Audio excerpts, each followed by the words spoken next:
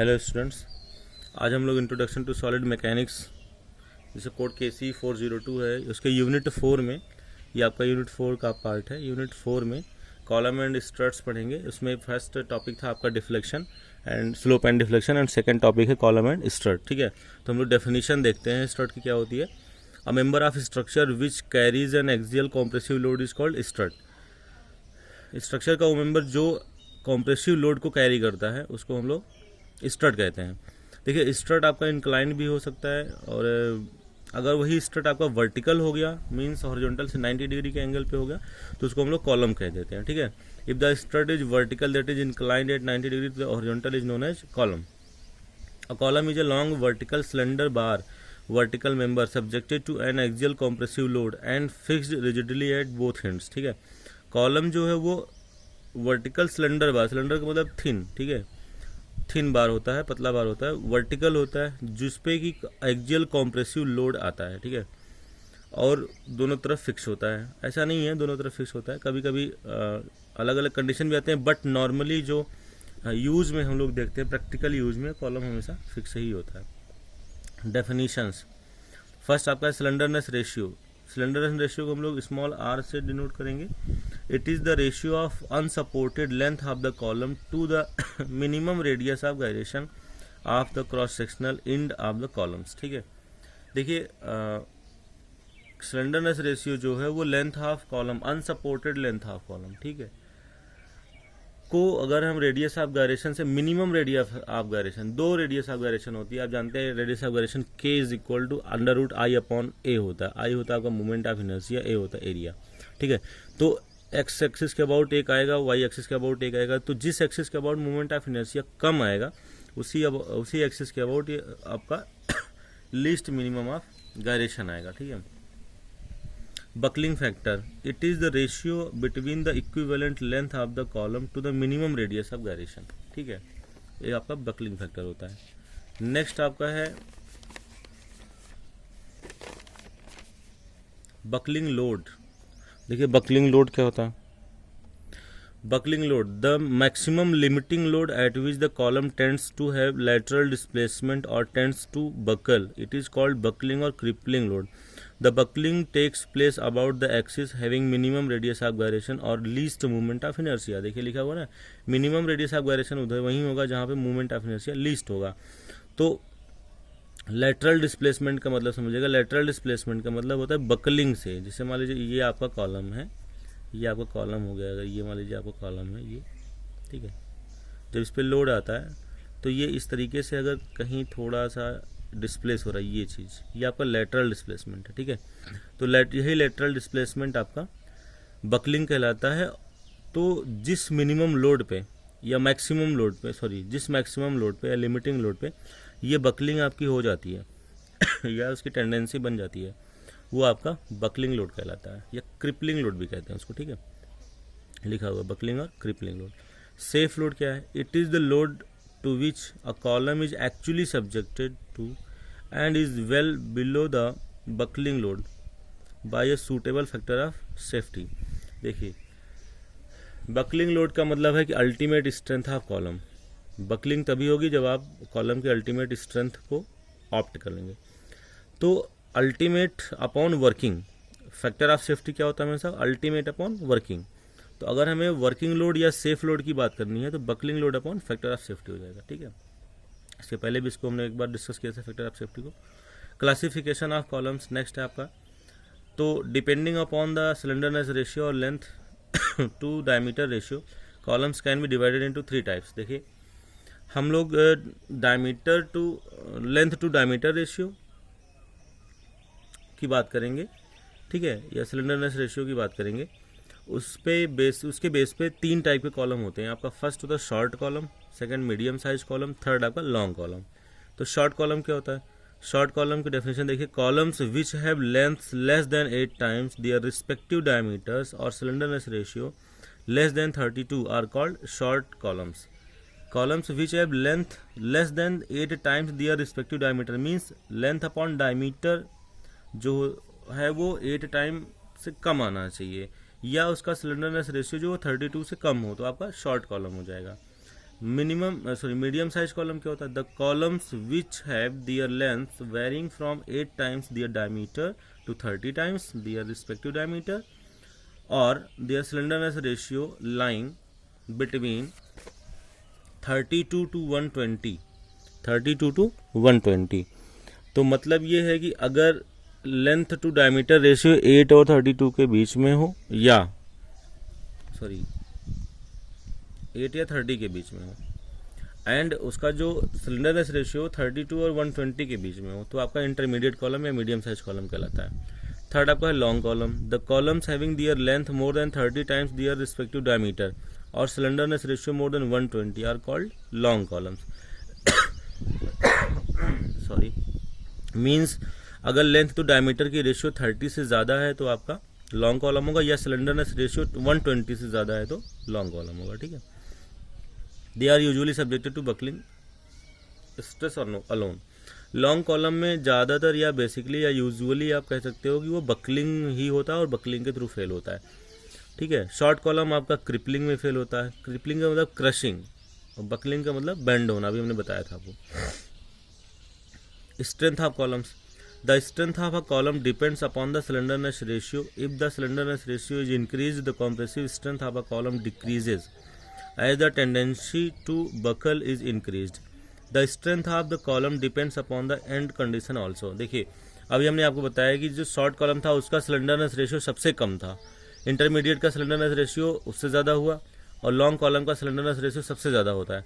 तो मीन्स जैसे जैसे स्लेंडरनेस रेशियो बढ़ेगा वैसे वैसे आपका स्ट्रेंथ ऑफ कॉलम घटेगा, मीन्स बकलिंग लोड कम होगा। ठीक है। क्योंकि छोटा कॉलम होगा तो बकलिंग जल्दी नहीं होगी, लॉन्ग कॉलम होगा तो बकलिंग जल्दी हो जाएगी। ठीक है। नेक्स्ट आपका है end conditions of columns. End conditions में देखिए 4 कंडीशन है आपकी। फर्स्ट आपका बोथ एंड्स पिन जॉइंटेड और हिंज्ड। जब कॉलम के बोथ एंड जो है वो पिन जॉइंटेड हो, देखिए यहाँ पे भी पिन कनेक्शन है, यहाँ पे भी पिन कनेक्शन है, उस केस में ये जो एरो लगा हुआ ये आपका लोड है, कोई लोड है पी मान लिया। ठीक है। ये भी आपका पिन कनेक्शन, ये भी पिन कनेक्शन है, तो इस तरीके से बकलिंग इसमें हो सकती है। इस केस में जो इफेक्टिव लेंथ होता है एल ई का मतलब इफेक्टिव लेंथ वो एल के बराबर आएगा when both and pin jointed और हिंज्ड। सेकंड आपका है one and fixed and other is hinged. जब कॉलम का एक एंड फिक्स हो और दूसरा हिंज हो उस केस में आपका जो इफेक्टिव लेंथ है वो L/√2 होगा और इस तरीके से बकलिंग होगी। क्योंकि एंड देखिए फिक्स्ड एंड पे स्लोप हमेशा 0 होता है, तो फिक्स्ड एंड पे लेटरल डिस्प्लेसमेंट नहीं मिलेगा, कुछ डिस्टेंस छोड़ के मिलेगा। तो इसी केस में इसीलिए जो है इसका इफेक्टिव लेंथ जो L/√2 होता है। इसका आगे डेरिवेशन भी है, अभी फिलहाल आप रिजल्ट देख लीजिए। ठीक है। नेक्स्ट आपका है third one and is fixed and other is free. ठीक है। देखिए one and is fixed and other is free, ये आपका कॉलम है, भले स्ट्रेट रहा होगा इस तरीके से, फ्री एंड लोड पड़ा दिया, थोड़ा सा इसमें बकलिंग हुई और जब बकलिंग हुई तो इसका जो शेप है वो इस तरीके से कर्व बन गया। ठीक है। और अगर इस पर लोड बढ़ाते जाएंगे तो इस तरीके से मूव करके इस साइड में आ जाएगा, मीन्स यहाँ तक आ सकता है, इस लेंथ तक आ सकता है। तो इसका जो इफेक्टिव लेंथ होता है वो 2L के बराबर होता है। और लास्ट है आपका बोथ एंड्स आर फिक्स्ड। जब आपके दोनों एंड फिक्स्ड हों तो आप देख रहे हैं इधर भी फिक्स है इधर भी फिक्स है, तो फिक्स्ड एंड पे स्लोप आएगा नहीं या डिस्प्लेसमेंट होगा नहीं, तो कुछ ऊपर और कुछ नीचे, तो मतलब कि इस तरीके से डिस्प्लेसमेंट होगा। तो इफेक्टिव लेंथ इसमें L/2 आता है। ठीक है। इसमें जो इफेक्टिव लेंथ है LE वो आपका L/2 आता है। तो 4 केस हो गए, इन चारों केस को हमेशा याद रखना है। ठीक है। हमने एक लिख भी दिया है यहाँ पे नीचे, equivalent length LE when both and hinged LE = L आएगा, one and fix one other and other is hinge L/√2 आएगा, one and fix and other is free 2L आएगा, both and are fixed L/2 आएगा। इसको याद रखिएगा, ये आपके numerical में यूज होंगे। ठीक है। नेक्स्ट टॉपिक है आपका इसमें यूलर्स थ्योरी, या इसको आयलर थ्योरी भी कहते हैं कोई लोग, Euler's theory for long columns. देखिए आयलर्स थ्योरी जो है वो लॉन्ग कॉलम के लिए एप्लीकेबल होता है बेसिकली। इसमें कुछ अजम्पशंस हैं वो देख लेते हैं। The column is initially straight and uniform lateral dimension. Column जो वो इनिशियली स्ट्रेट होना चाहिए और उसका लेटरल डायमेंशन यूनिफॉर्म होना चाहिए, फर्स्ट कंडीशन। सेकेंड आपका the compressive load is exactly axial and it pass through the centroid of the column section. जो कंप्रेसिव लोड हम अप्लाई कर रहे हैं कॉलम पे वो एग्जैक्टली एक्सियल होना चाहिए, मीन्स वो सेंट्रॉइड से पास करना चाहिए कॉलम के। नेक्स्ट पॉइंट आपका the material of the column is perfectly homogeneous and isotropic. ठीक है। जो मटेरियल है कॉलम के बनाने के लिए हमने यूज़ किया वो परफेक्टली होमोजेनियस एंड आइसोट्रॉपिक होना चाहिए। होमोजेनियस एंड आइसोट्रॉपिक का मतलब हमने अब बार बार आपको बताया, ठीक है। नेक्स्ट आपका है pin joints are frictionless and fixed ends are perfectly rigid. Pin joints frictionless होने चाहिए और फिक्स्ड जॉइंट जो होना चाहिए वो परफेक्टली रिजिड होना चाहिए, मीन्स उसमें कोई भी डिस्प्लेसमेंट पॉसिबल ना हो। The weight of column it self is neglected. Column के वेट को हम लोग नेग्लेक्ट करके चलते हैं जब एनालिसिस करते हैं। And the column fails by buckling alone. Euler's theory का सबसे मेन एग्जांपल जो कॉलम है वो केवल बकलिंग के थ्रू ही फेल होगा, मीन्स लॉन्ग कॉलम में बकलिंग ही होता है, शॉर्ट कॉलम में क्रिपलिंग होगा। अब देखिए आइलर्स फार्मूला क्या है। आइलर्स फार्मूला पे आते हैं। Euler's formula is used for calculating the critical value. इसको हम लोग क्रिटिकल वैल्यू भी कहेंगे या क्रिटिकल लोड कहेंगे या बकलिंग लोड कहेंगे फॉर अ कॉलम और strut and is given as PE. आपका हो गया आइलर थ्योरी है तो ई लगा हुआ है, पी आपका क्रिटिकल लोड है या बकलिंग लोड है या आपका क्रिपलिंग लोड है। Pi square E I upon L E square. L E क्या है, इफेक्टिव लेंथ का स्क्वायर। ये आपका फार्मूला जो है वो इम्पीरिकल यहाँ पे लिया गया है, इसका डेरिवेशन नहीं है आपके सिलेबस में, केवल फार्मूला यूज़ करना है। हमने नीचे नोटेशन लिख दिया हुआ है। व्हेन पीई क्या है, क्रिटिकल लोड और buckling load. Capital E modulus of elasticity, capital I least movement of inertia, L E effective length आपका equivalent length of the strut और कॉलम एज पर इंड कंडीशन। जैसा इंड कंडीशन होगा उसके according हम लोग L E की value को रख लेंगे, ठीक है। अब हम लोग एक एग्जाम्पल देखते हैं इस पर कि कैसे सॉल्व करते हैं क्वेश्चन, ठीक है। देखिए हमने फर्स्ट एग्जांपल लिया हुआ, calculate the safe compressive load on a hollow cast iron column. इसका देखो कंडीशन दिया है, one end is fixed and other is hinge of 150 mm external diameter and 100 mm internal diameter. The length of column is 10 metre. Used Euler's formula with a factor of safety 5। Take capital E equal to 95 giga newton पर metre square, ठीक है। तो देखिए अब यहाँ पे एक hollow cast iron column है तो हमने एक हॉलो सेक्शन बनाया हुआ है। इसका इंटरनल डायमीटर 100 दिया हुआ है, एक्सटर्नल डायमीटर 150 दिया हुआ है। कंडीशन क्या दिया हुआ, एक वन इंड फिक्स है, वन इंड हिंज है, तो एल इफेक्टिव क्या होगा, वो L/√2 के बराबर हो जाएगा, ठीक है। तो capital D 150 mm, small D 100 mm, factor of safety 5 given है। एल आपका 10 मीटर है तो इफेक्टिव लेंथ क्या हो जाएगा 10/√2। इसको हमने मिलीमीटर में कन्वर्ट किया, 10 × 10⁻³ हो जाएगा। यहाँ से आपने इसका एल इफेक्टिव लेंथ निकाल लिया। कैपिटल ई 95 गीगा न्यूटन पर मीटर स्क्वायर है, इसको न्यूटन पर मीटर मिलीमीटर स्क्वायर में करेंगे 95 10⁻³ हो जाएगा। हमें सेफ लोड निकालना है जबकि फैक्टर ऑफ सेफ्टी 5 है। तो देखिए यहाँ पे समझने वाली बात है, पहले हम लोग बकलिंग लोड को कैलकुलेट करेंगे और लास्ट में सेफ लोड के लिए buckling load upon factor of safety कर लेंगे, ठीक है। तो since according to Euler's theory या formula P equal to pi square E I upon L E square होता है, तो यहाँ पे देखिए आई का यूज हुआ है। आई मतलब मूवमेंट ऑफ इनर्शिया, इसको हमें कैलकुलेट करना होगा। तो हॉलो सेक्शन के लिए जो हॉलो सर्कुलर सेक्शन होता है उसका π/64 ब्रैकेट में d⁴ माइनस d⁴ फार्मूला है आपके आई का, इसको रख देंगे π/64 150⁴ माइनस 100⁴ सॉल्व कर लेंगे 19.94 10⁻⁶ mm⁴ आपका आई आ गया। देयरफॉर पी क्या होगा पाई स्क्वायर इंटू ई की वैल्यू 95 10⁻³ आई आपका 19.94 10⁻⁶ आया अपॉन एल ई क्या है आपका 10 × 10⁻³ का होल स्क्वायर। ये होल स्क्वायर होना चाहिए यहाँ पे, ठीक है, बाय होल स्क्वायर, ठीक है। इसको सॉल्व कर लेंगे तो यहाँ से आपका जो पीई है उसकी वैल्यू आएगी 373.95 10⁻³ न्यूटन। 373.95 10⁻³ न्यूटन, या पीई आएगा आपका 373.95 kilo Newton. Therefore safe load क्या आएगा पीई अपॉन FOS मतलब फैक्टर ऑफ सेफ्टी। पीई क्या बकलिंग लोड है या क्रिपलिंग लोड है या क्रिटिकल लोड है, इसको हम डिवाइड कर देंगे। ये जो पीई होता है वो अल्टीमेट लोड आता है एक तरीके से, आप समझ लो बकलिंग लोड मतलब अल्टीमेट लोड, ठीक है। तो सेफ लोड क्या होगा अल्टीमेट अपॉन वर्किंग, हमने हमेशा बताया है, सॉरी फैक्टर ऑफ सेफ्टी।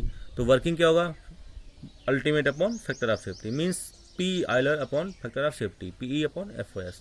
तो PE/5 आपको FOS दिया हुआ है, पी की वैल्यू 373.95 अपॉन 5 हो गया। इसको आपने सॉल्व कर दिया 74.79 किलो न्यूटन आपका सेफ लोड आ गया, ये आपका आंसर हो गया, ठीक है। देखिए एग्जांपल नंबर 2 देखते हैं। एग्जांपल नंबर 2 आपका a cylinder pin ended aluminium column, ठीक है, ये एल्यूमिनियम कॉलम 1.8 मीटर लॉन्ग, कितना 1.8 metre long and a circular cross section, और इसका जो क्रॉस सेक्शन है वो सर्कुलर है, ठीक है।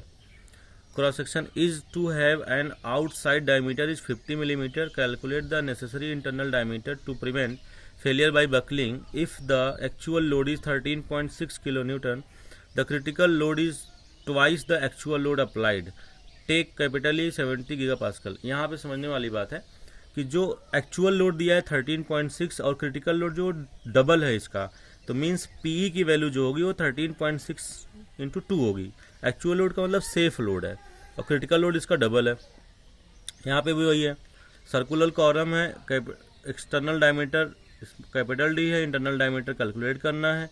End conditions both end pin है, तो इफेक्टिव लेंथ आपका एल ई जो है एल के बराबर ही होगा और एल आपको 1.8 मीटर गिवन है. ये देखिए आपका 1.8 मीटर लॉन्ग है, तो एल ई आपका 1.8 मीटर ही होगा. ठीक है, अब इसको आगे हम सॉल्व कर लेंगे. तो आपका जो सेफ लोड है पी सेफ वो 13.6 किलो न्यूटन गिवन है. ठीक है, यहाँ आप देखिए पी सेफ आपका 13.6 न्यूटन गिवन है. तो पीई आपका क्या हो जाएगा 13.6 इंटू 2, पी सेफ इंटू 2 27.2. यह गिवन था कि ट्वाइस है. ठीक है, अल्टीमेट लोड. तो कैपिटल ही आपका 70 गीगापास्कल है, 70 इंटू 10 की पावर 3 न्यूटन पर मिलीमीटर स्क्वायर हो जाएगा. सिंस आयलर थ्योरी के according P equal to pi square या अपन एल स्क्वायर होता है, यहाँ पे रख दो. पी की वैल्यू आपका यहाँ से ले लेंगे 27.2 10 की पावर 3 न्यूटन हो जाएगा. पाई स्क्वायर ई की वैल्यू हो गया, आई हमें नहीं पता है क्योंकि हमें इंटरनल डायमीटर नहीं पता है, अपॉन एल ई का होल स्क्वायर. यहाँ से सॉल्व कर लेंगे तो आई आ जाएगा 127.560 10 की पावर 3 mm की पावर 4. अब सिंस आप जानते हैं I equal to pi by 64 D की पावर 4 माइनस डी की पावर 4 होता है, तो कैपिटल डी नोन है, स्मॉल डी अननोन है. इसको हम सॉल्व कर लेंगे तो हमें स्मॉल डी मिल जाएगा. तो कैसे सॉल्व करेंगे देखिए, इसको 64 के यहाँ मल्टीप्लाई करेंगे, पाई से डिवाइड कर देंगे और ये आपका 50 की पावर 4 जो ये इसको इधर ले आएंगे तो ये इधर जाके प्लस हो जाएगा. ठीक है, समझिएगा. स्मॉल डी की पावर 4 को हम इस साइड ले आएंगे तो पॉजिटिव ये आपका बना रहेगा और ये पूरी चीज़ जो है 127.56 10 की power 3 multiplied by 64 divided by pi ये माइनस का हो जाएगा. तो ये माइनस और ये प्लस. ठीक है, इसको पहले लिखना चाहिए था, माइनस करके ये लिखना चाहिए था, बट आप समझ लीजिएगा वो हमने पहले लिख दिया था. तो इस पर माइनस साइन आएगा, इस पर प्लस साइन आएगा.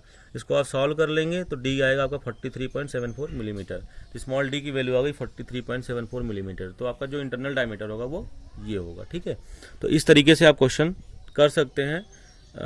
सिंपल फार्मूला बेस्ड क्वेश्चन है, आप इजीली सॉल्व कर सकते हैं. ठीक है, इसके बाद इस पर हम 2-3 न्यूमेरिकल और करेंगे और 2-3 न्यूमेरिकल करने के बाद जो है हम लोग कुछ इसके डेरिवेशंस हैं वो देखेंगे, इंड कंडीशन वाले जो अभी हमने यूज़ किया था, और इसके बाद रैंकाइंस हाइपोथेसिस है. इसके बाद ये चैप्टर खत्म हो जाएगा. Thank you.